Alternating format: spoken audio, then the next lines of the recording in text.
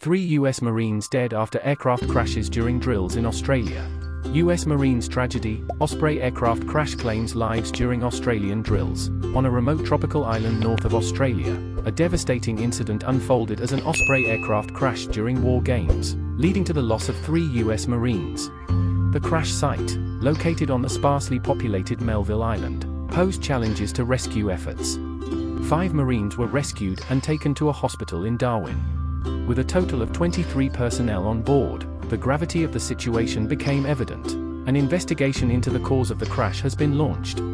Join us as we explore the troubled history of the Osprey aircraft, its role in military exercises, and the broader implications of this tragic event. Stay connected with FlashReports for more comprehensive coverage and updates.